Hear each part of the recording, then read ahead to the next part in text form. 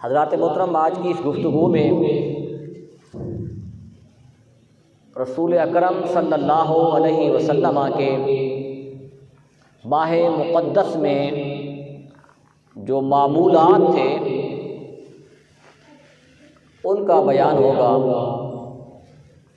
رسول اکرم صلی اللہ علیہ وسلم کی دوسرے الفاظ میں ماہ رمضان میں جو روٹین کے جو عام کام کے علاوہ ماہ مقدس کے حوالہ سے خصوصی طور پر جو عبادات کا اہتمام کرتے تھے وہ بیان کریں گے۔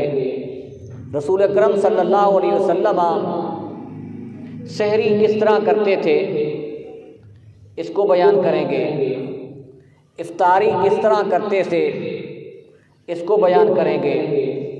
رسول اکرم صلی اللہ علیہ وسلم اس ماہ مقدس میں صدقہ و خیرات کس طریقے سے کرتے تھے اس کو بیان کریں گے۔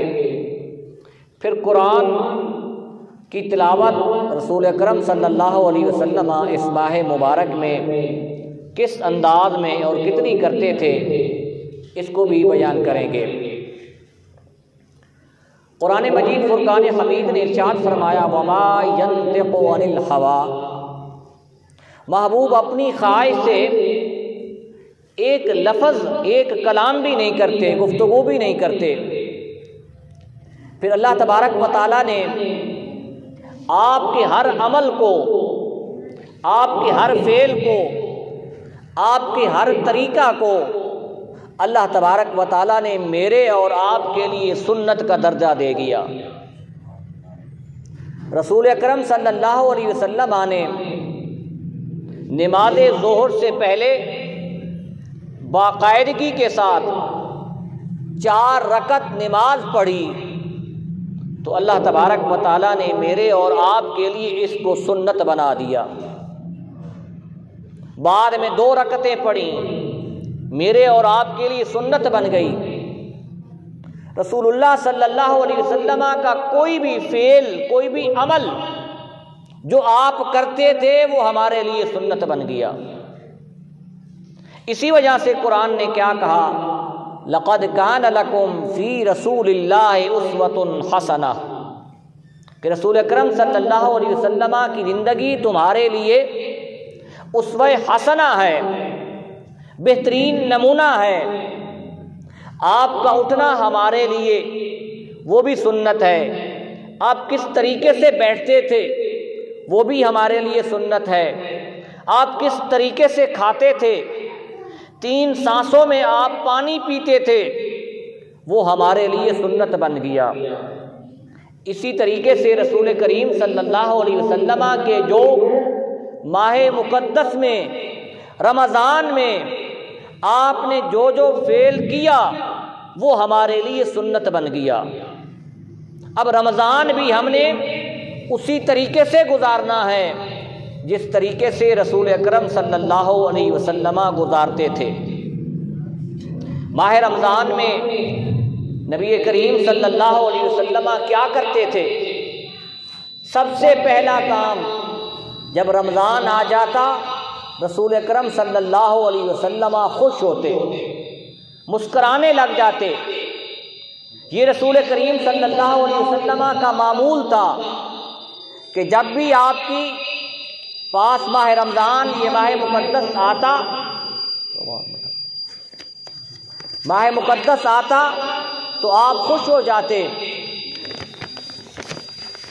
خوش اس وجہ سے ہوتے کہ یہ نیکیوں کی بہار آ رہی ہے۔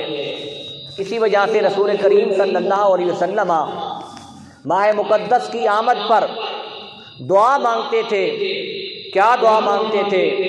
اللہم بارک لنا فی رجب وفی شعبان وبلغنا رمضان، کہ الہ العالمین ہمارے رجب میں، ہمارے شعبان میں برکت عطا فرما اور ہمیں رمضان تک پہنچا دے۔ آپ صلی اللہ علیہ وسلم جب رمضان آتا تو آپ کا چہرہ بالکل جگمگا ہوتا۔ رسول اکرم صلی اللہ علیہ وسلم کو خوشی ہوتی کہ نیکیوں کی موسم بہار آ گئی ہے۔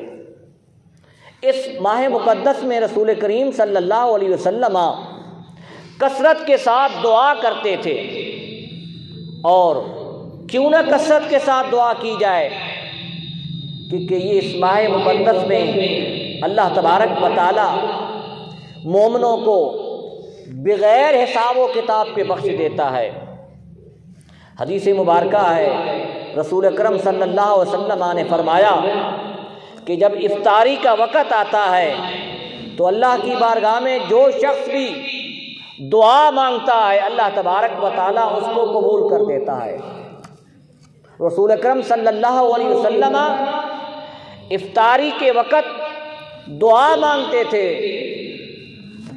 اور اسی وجہ سے مفسرین نے لکھا ہے کہ جب افطاری کا وقت ہو، افطاری کے وقت خصوصی طور پر اللہ کے حضور عاجزی اور انکساری کرنی چاہیے، اور اللہ کی بارگاہ میں ہاتھ پھیلا کر دعا مانگنی چاہیے۔ صرف یہی دعا نہیں جو ہم افطار کے لیے دعا کرتے ہیں، بلکہ اس کے ساتھ ساتھ جو خواہش ہے، جو دل میں ہے، اللہ کی بارگاہ سے مانگو، اللہ تبارک و تعالیٰ اس افطاری کے وقت ضرور سنتا ہے۔ اور پھر افطاری کا جو وقت ہوتا ہے، یہ وہ وقت ہے جب اللہ تبارک و تعالیٰ اس روزے کا صلہ روزے داروں کو عطا کرتا ہے۔ جس طریقے سے کوئی مزدور اپنی مزدوری مکمل کر لیتا ہے، دن گزار لیتا ہے، دن گزارنے کے بعد اس کو انعام یا مزدوری دی جاتی ہے، اور وہ مزدور بھی خوش ہوتا ہے اس وجہ سے کہ اس نے پورا کام مکمل کیا، اور مالک جو جس کی وہ مزدوری کر رہا ہے وہ بھی خوش ہوتا ہے کہ اس نے میرا کام صحیح طریقے سے کر دیا ہے، وہ اس کو مزدوری بھی دیتا ہے، انعام بھی دیتا ہے۔ افطار کے وقت دعا مانگنی چاہیے، پھر یہی افطار کے وقت نہیں، سحر کے وقت بھی دعا مانگنی چاہیے۔ رسول کریم صلی اللہ علیہ وسلم کا کیا معمول تھا، آپ کا ماہ مقدس میں کیا طریقہ تھا کہ رسول اکرم صلی اللہ علیہ وسلم تہجد کے وقت اٹھتے تھے۔ تہجد کا وقت ماہ رمضان میں آپ کو بتا دیتا ہوں کہ سحری کا جو وقت ہے وہ تہجد کا وقت بھی ہے۔ جیسے اٹھے پہلے نماز تہجد ادا کر لیں، اس کے بعد سحری کریں، یہ رسول کریم صلی اللہ علیہ وسلم کا معمول اور طریقہ تھا۔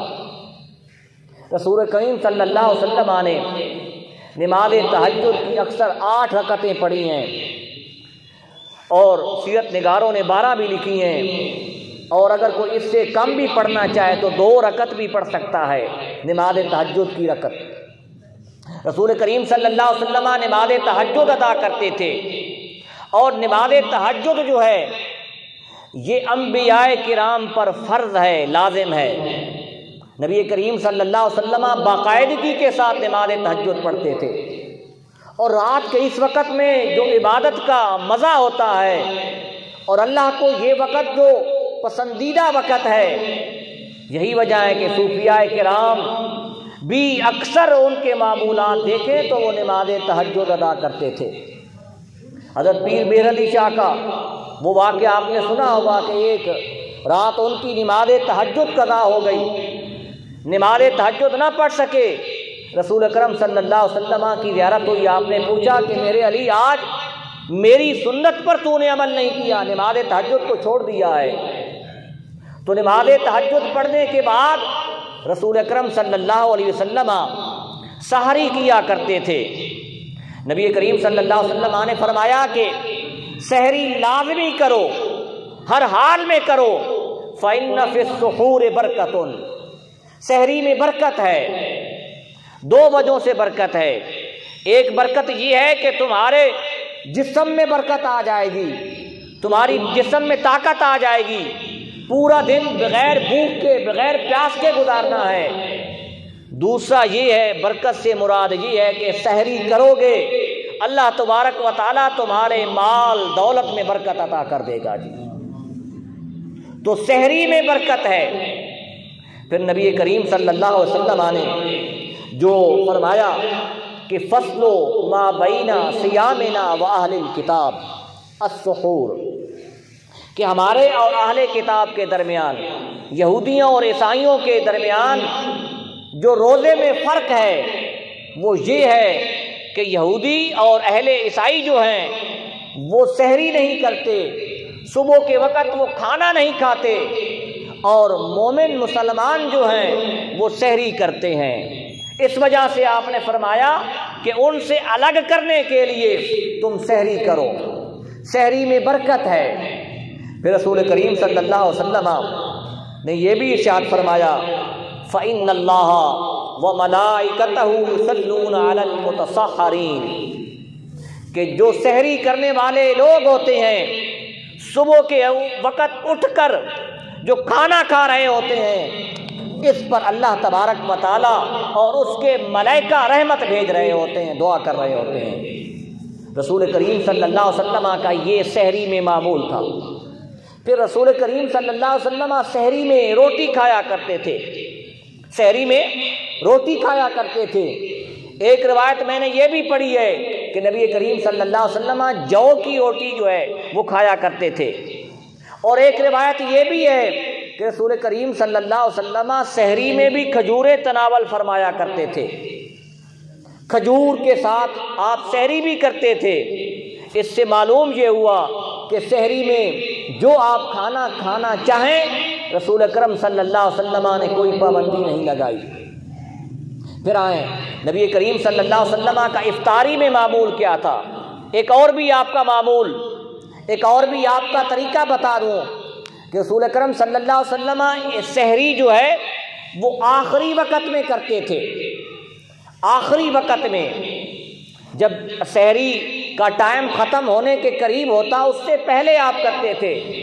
یہ نہیں ہے کہ آپ جلدی اٹھ جاتے اور جلدی بہت زیادہ وقفہ جو ہے سحری کا ٹائم ختم ہونے میں اور سحری میں کر دیتے، نہیں، آخری وقت میں۔ آخری وقت سے مراد یہ بھی نہیں ہے کہ 5 منٹ رہتے ہوں اور ہم سحری کرنے لگ جائیں گی، یہ نہیں ہے کہ آخری وقت اتنا ہو کہ آپ آرام اور سکون کے ساتھ سحری کر سکیں۔ یہ رسول اکرم صلی اللہ علیہ وسلم کا معمول تھا۔ اور پھر افطاری میں آپ کا معمول کیا تھا کہ نبی کریم صلی اللہ علیہ وسلم افطاری میں تاخیر نہیں کرتے تھے، زیادہ دیر نہیں کرتے تھے۔ جیسے ہی افطاری کا وقت ہوا رسول اکرم صلی اللہ علیہ وسلم افطاری کرنے لگ جاتے تھے۔ اسی وجہ سے رسول کریم صلی اللہ علیہ وسلم نے حضرت عبداللہ بن عباس کی روایت ہے، آپ نے فرمایا کہ ان تعجل افطارنا، کہ ہمیں افطاری میں جلدی کرنی چاہیے اور سحر کو آخری وقت میں لے کر جانا چاہیے جی، تاکہ آخری وقت میں کھانا کھا لیں تو پھر چونکہ پورا دن گزارنا ہوتا ہے، اس وجہ سے نبی کریم صلی اللہ علیہ وسلم کا یہ معمول تھا۔ پھر آئیں رسول اکرم صلی اللہ علیہ وسلم سحری کس چیز کے ساتھ کرتے تھے جی؟ 3 چیزیں روایت میں ملتی ہیں، پانی، کھجور اور نمک، اور ان تینوں میں سے جو سب سے زیادہ راویوں نے روایت ذکر کی ہے کہ رسول اکرم صلی اللہ علیہ وسلم کھجور کے ساتھ اپنی پہلی جو خوراک ہوتی تھی، آپ لقمہ جو منہ میں ڈالتے تھے افطاری کے وقت، وہ کھجور کا نوالا ڈالتے تھے، کھجور کھاتے تھے۔ اسی وجہ سے صوفیاء کرام نے یہ لکھا ہے کہ آپ کے افطاری کے دسترخوان پر تمام کھانے موجود ہوں، ہر چیز موجود ہو، لیکن افطاری کا آغاز کھجور کے ساتھ کریں، کیونکہ اس کھجور کو رسول اکرم صلی اللہ علیہ وسلم نے پسند فرمایا ہے۔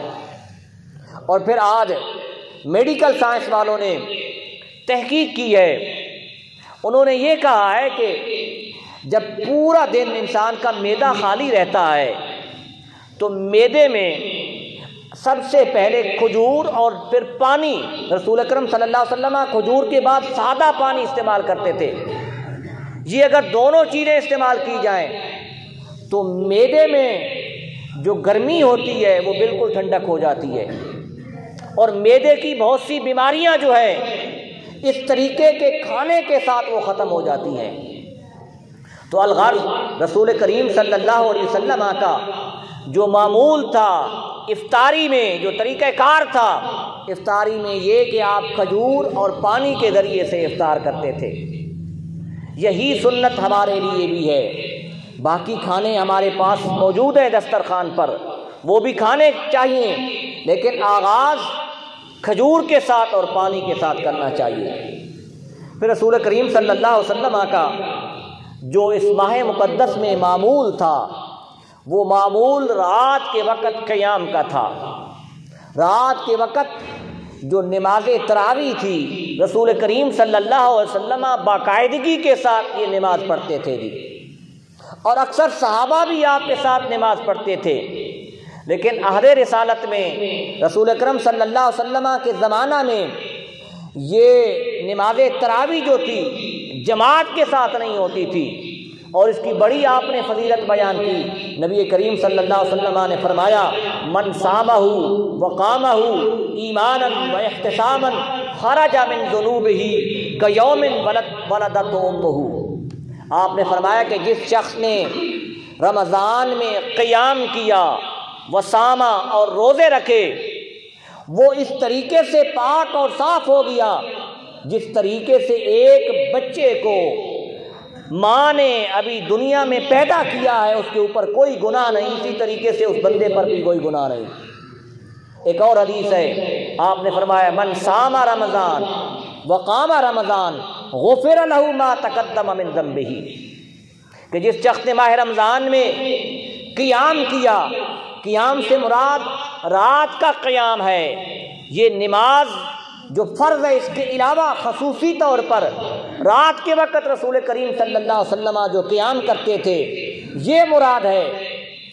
اور پھر رسول کریم صلی اللہ علیہ وسلم نے نماز تراویح کے لیے مسلسل 3 رات آپ نے جماعت فرمائی۔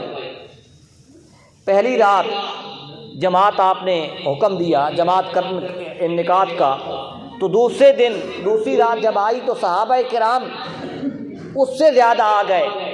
جب تیسری رات آپ نے پھر ارادہ کیا نماز تراویح پڑھنے کا جماعت کے ساتھ، تو پھر وہ مسجد نبوی کھچا کھچ بھری ہوئی تھی۔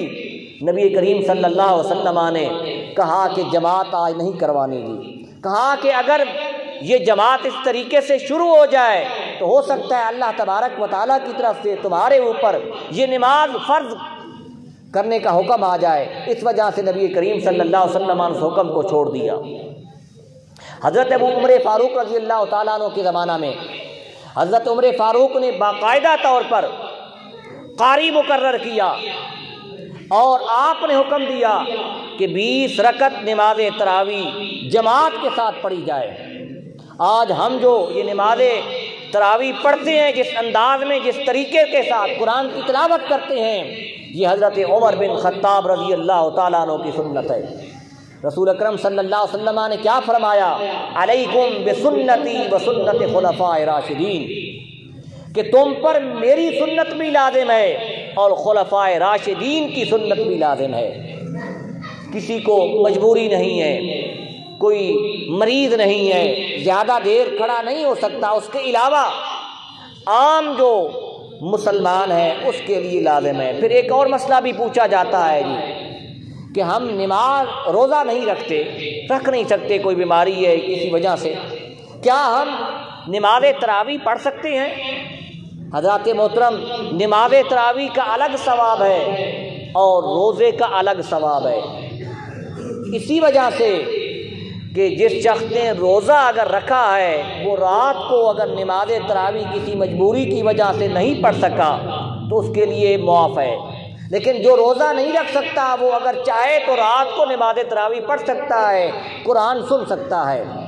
اس میں وہ نماز تراویح کا بھی ثواب ملے گا، مسجد میں آنے کا بھی، باوضو رہنے کا بھی، اور قرآن سننے کا بھی ثواب ملے گا۔ یہ رسول کریم صلی اللہ علیہ وسلم کا۔ پھر آئے رسول کریم صلی اللہ علیہ وسلم کا جو معمول تھا اس ماہ مقدس میں کہ قرآن کی تلاوت کثرت کے ساتھ کرتے تھے۔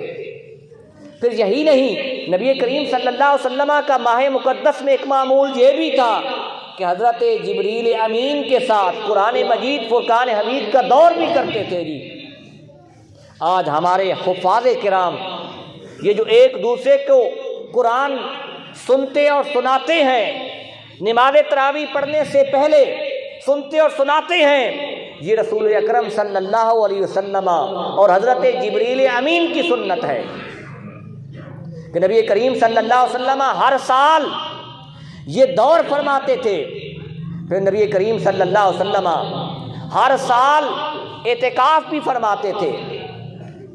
ایک دفعہ نبی کریم صلی اللہ علیہ وسلم نے پورے مہینے کا اعتکاف فرمایا اور فرمایا میرے صحابہ، میں نے پہلے عشرہ میں، عشرہ رحمت میں نے وہ لیلۃ القدر، جو قدر والی رات ہے، وہ میں نے تلاش کی، پہلے عشرہ میں مجھے نہ ملی۔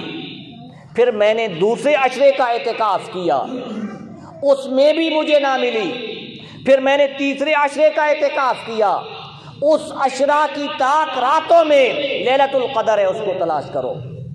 قرآن مجید فرقان حمید نے لیلۃ القدر کی فضیلت میں پوری سورت نازل کی ہے، وہ انشاءاللہ لیلۃ القدر کے قریب جو جمعہ آئے گا اس پر اس کی فضیلت بیان کریں گے۔ نبی کریم صلی اللہ علیہ وسلم کا معمول یہ تھا کہ آپ قرآن سنتے بھی تھے، سناتے بھی تھے، پڑھتے بھی تھے۔ یہی وجہ ہے کہ صوفیاء کرام نے یہ لکھا ہے کہ جو شخص قرآن کا حافظ نہیں ہے، قرآن ناظرے دیکھ کر پڑھ سکتا ہے، وہ کم از کم نبی کریم صلی اللہ علیہ وسلم کی سنت پر عمل کرتے ہوئے اس ماہ مبارک میں کم از کم ایک دفعہ ختم قرآن مجید فرقان حمید کرے۔ پھر نبی کریم صلی اللہ علیہ وسلم آخری عشرہ میں اعتکاف کرتے تھے، اور اعتکاف کی بھی ایک روایت یہ بھی ہے کہ نبی کریم صلی اللہ علیہ وسلم نے ترکی ایک خیمہ بنایا ہوا تھا، ترکی سے اس وقت کوئی کپڑا آتا تھا، اس کا آپ نے خیمہ بنایا ہوا تھا، اس خیمے میں بیٹھ کر آپ نے طواف کیا۔ یہ نبی کریم صلی اللہ علیہ وسلم کا معمول تھا۔ پھر آئے نبی کریم صلی اللہ علیہ وسلم کا جو سب سے بڑا معمول تھا وہ یہ تھا کہ نبی کریم صلی اللہ علیہ وسلم اس ماہ مقدس میں صدقہ و خیرات کرتے تھے۔ جی صدقہ و خیرات کرتے تھے۔ اب صدقہ و خیرات دو طرح کا ہے، یہ بات ذہن میں رہے۔ ایک صدقہ و خیرات جو واجب ہے، فرض ہے، زکوٰۃ یہ ہمارے اوپر فرض ہے، صدقہ فطر یہ ہمارے اوپر لازم ہے، واجب ہے۔ دوسرا ایک عام جو ہم صدقہ و خیرات کرتے ہیں، اس میں غریبوں مسکینوں کو ویسے دے دیتے ہیں زکوٰۃ کے علاوہ، کسی کو کپڑے دے دیے، یا اسی طریقے سے مسجد کے اوپر ہم جو دیتے ہیں، یا اسی طریقے سے ماہ مقدس میں افطاری کا، سحری کا اہتمام کرواتے ہیں، ماہ مقدس میں ختم قرآن مجید فرقان حمید دلوا کر اس کے اوپر جو ہے وہ یتیموں کو یا فقراء اور مساکین کو ہم کھانا کھلا دیتے ہیں، یہ بھی صدقہ فطر ہے۔ صدقہ فطر میں جو لازم اور فرض واجب ہے وہ زکوٰۃ ہے۔ زکوٰۃ کی ادائیگی فرض ہے ہر مسلمان پر، اور اسلام کے 5 جو بنیادی ارکان ہیں ان میں زکوٰۃ ہے۔ آج ہمارا معمول کیا ہے کہ ہم فرض کو چھوڑ دیتے ہیں، فرض کو چھوڑ دیتے ہیں، نفلی صدقہ ہم کثرت کے ساتھ کرتے ہیں، زکوٰۃ نہیں دیتے، لیکن افطاری کا اہتمام بڑا وسیع و عریض کرتے ہیں۔ ہم زکوٰۃ نہیں دیتے، مسجد کے اوپر بڑا ہم خرچ کرتے ہیں، مسجد کو دیتے ہیں، باقی بھی۔ حضرات محترم، اس کا مطلب یہ نہیں ہے کہ آپ مسجد کے اوپر نہ دیں، افطاری نہ کروائیں، نفلی صدقہ نہ کریں۔ نفلی صدقہ بھی کرنا چاہیے، لیکن ساتھ ساتھ کیا ہے، جو فرض ہے زکوٰۃ وہ سب سے پہلے ادا کرنی چاہیے۔ نبی کریم صلی اللہ علیہ وسلم اس ماہ مقدس میں ایک روایت یہ بھی ہے کہ نبی کریم صلی اللہ علیہ وسلم اس ماہ مقدس میں کان اجودا، سب سے زیادہ سخی تھے۔ کتنے سخی تھے؟ صحابہ کرام بیان کرتے ہیں کہ جس طریقے سے تیز ہوا چلتی ہے اس انداز میں رسول کریم صلی اللہ علیہ وسلم صدقہ و خیرات کرتے تھے اس ماہ مقدس میں۔ اس ماہ مقدس میں زکوٰۃ کا اہتمام کیا جائے، اور زکوٰۃ کا اہتمام کس طریقے سے کرنا ہے؟ آپ اس مہینے میں اپنے جو ضروریات زندگی ہیں، بیسک جو ضروریات ہیں، اس سے ہٹ کر آپ کے پاس جو مال ہے، کوئی کاروبار ہے اس کا تخمینہ لگا لیں، حساب لگا لیں، اس پر 2.5% کے حساب سے زکوٰۃ لازمی ادا کریں۔ یہ آپ کے اوپر فرض ہے۔ وہ زکوٰۃ اگر آپ نے ادا کر دی، اس کے بعد آپ جتنا چاہیں نفلی صدقہ کرتے جائیں۔ رسول کریم صلی اللہ علیہ وسلم اس ماہ مقدس میں نفلی صدقہ کرتے تھے۔ پھر یہی نہیں، نبی کریم صلی اللہ علیہ وسلم اس ماہ مقدس میں صدقہ کی ترغیب بھی دیتے تھے جی، صدقہ کی ترغیب بھی دیتے تھے۔ پھر نبی کریم صلی اللہ علیہ وسلم کا اس ماہ مقدس میں ایک معمول یہ بھی تھا کہ آپ روزے کے ساتھ جہاد بھی کرتے تھے جی۔ غزوہ بدر میں نبی کریم صلی اللہ علیہ وسلم نے روزہ بھی رکھا ہوا تھا اور ساتھ جہاد بھی کر رہے تھے۔ اس سے ایک مسئلہ یہ بھی معلوم ہوتا ہے نبی کریم صلی اللہ علیہ وسلم کے اس معمول سے، اس طریقہ سے، اس سنت سے، کہ اگر ہمارے پاس کوئی اور دینی ذمہ داری ہے، کوئی اور دینی ذمہ داری ہے، وہ دینی ذمہ داری نہیں چھوڑنی چاہیے اس روزہ کی وجہ سے۔ مثال کے طور پر کوئی قاری صاحب ہیں، وہ قرآن مجید فرقان حمید پڑھاتے ہیں، وہ اب ماہ مقدس کی وجہ سے اس کو چھوڑ دیں، یہ نہیں چھوڑ سکتے۔ کیوں کہ نبی کریم صلی اللہ علیہ وسلم روزے کے ساتھ ساتھ بہت سے اور کام بھی کرتے تھے۔ پھر نبی کریم صلی اللہ علیہ وسلم کا ایک معمول یہ بھی تھا، نبی کریم صلی اللہ علیہ وسلم روزے کے ساتھ جو اپنے روزمرہ کے کام تھے وہ بھی کرتے تھے جی۔ ایک روایت یہ بھی ہے نبی کریم صلی اللہ علیہ وسلم بازار بھی جاتے تھے جی روزہ میں۔ تو اس سے معلوم یہ ہوتا ہے کہ روزہ کی حالت میں کاروبار کرنا بھی جائز ہے جی، روزہ کی حالت میں مزدوری کرنا بھی جائز ہے، روزہ کی حالت میں کھیتی باڑی کرنا بھی جائز ہے۔ یہ سب کا صاف کام نبی کریم صلی اللہ علیہ وسلم کرتے تھے۔ پھر آئیں نبی کریم صلی اللہ علیہ وسلم تو ماہ مقدس میں ایک ختم قرآن مجید فرقان حمید سنتے اور سناتے تھے جی۔ صوفیاء کرام کا طرز کیا تھا، صوفیاء کرام کا معمول کیا تھا؟ وہ یہ تھا کہ وہ بہت زیادہ کثرت کے ساتھ قرآن کی تلاوت کرتے تھے۔ حضرت امام ابو حنیفہ رضی اللہ تعالیٰ عنہ سے ایک روایت مروی ہے کہ حضرت امام ابو حنیفہ کا معمول کیا تھا کہ ماہ مقدس میں 61 قرآن مجید فرقان حمید ختم کرتے تھے، یعنی ایک دن میں وہ 2 ختم قرآن مجید فرقان حمید کرتے تھے جی۔ حضرت امام شافعی کے بارے میں ملتا ہے، حضرت امام شافعی 60 ختم قرآن مجید فرقان حمید اس ماہ مقدس میں کرتے تھے جی، اتنا کثرت کے ساتھ پڑھتے تھے جی۔ اور ہمارے حفاظ کرام، بہت سے آج بھی ہمارے حفاظ کرام ہیں جو کئی ختم اس قرآن مجید فرقان حمید کے کرتے ہیں۔ جس سپارے کو انہوں نے رات کے وقت کھڑے ہو کر سنانا ہوتا ہے، اس سپارے کو وہ 10 15 20 باریاں دے کر آتے ہیں۔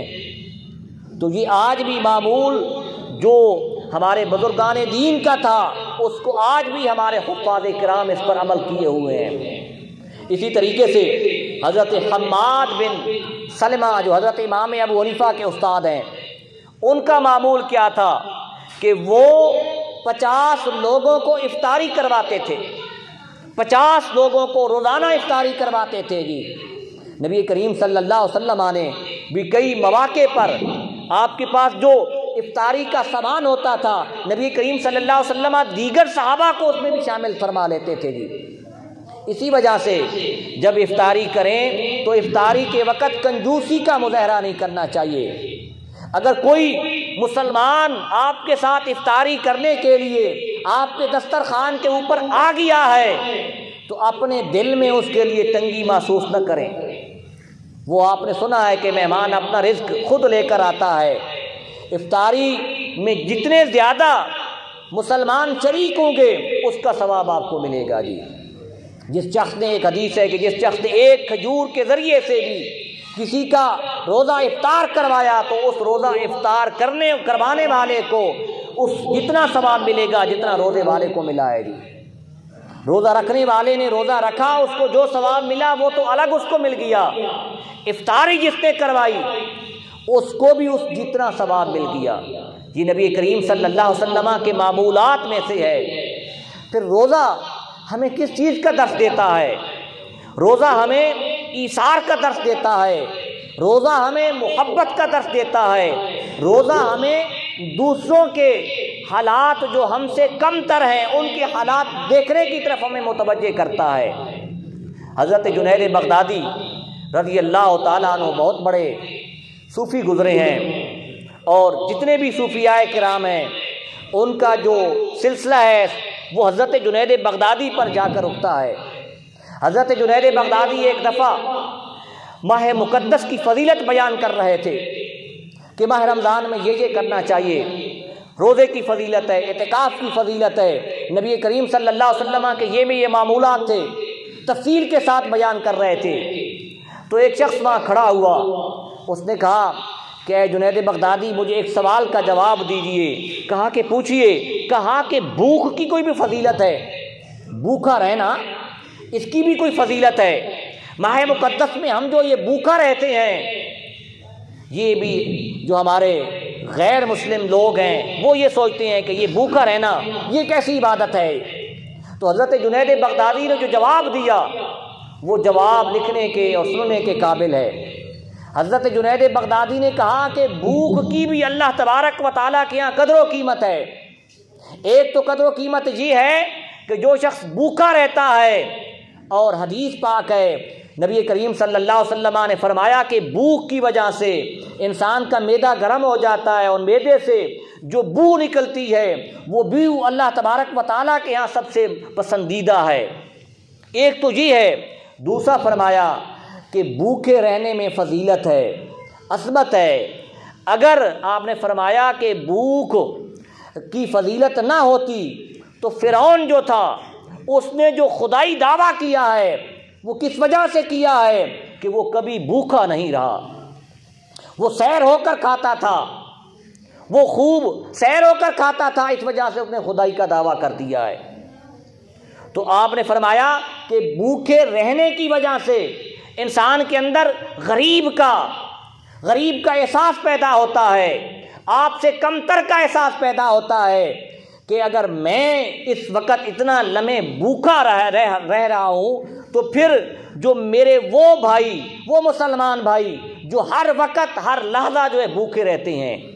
اسی وجہ سے قرآن مجید فرقان حمید نے ایک مقام پر فرمایا وَيُؤْثِرُونَ عَلَىٰ أَنفُسِهِمْ وَلَوْ كَانَ بِهِمْ خَصَاصَةٌ کہ جو مومن ہیں وہ اپنے آپ پر دوسروں کو ترجیح دیتے ہیں۔ تو ماہ مقدس میں یہ ایثار کا جذبہ پیدا ہوتا ہے۔ ایثار یہی ہے کہ ہم خود بھی سحری کریں، خود بھی افطاری کریں، اپنے اہل و عیال کے لیے بھی سحری کا افطاری کا اہتمام کریں، اور ساتھ ساتھ جو غربا ہیں ان کے لیے بھی افطاری اور سحری کا اہتمام کریں۔ اور ساتھ ساتھ ایک اور بھی گزارش ہے کہ اس ماہ مقدس میں صدقہ و خیرات زیادہ کریں، اور صدقہ و خیرات میں آپ نے اپنے جو محلہ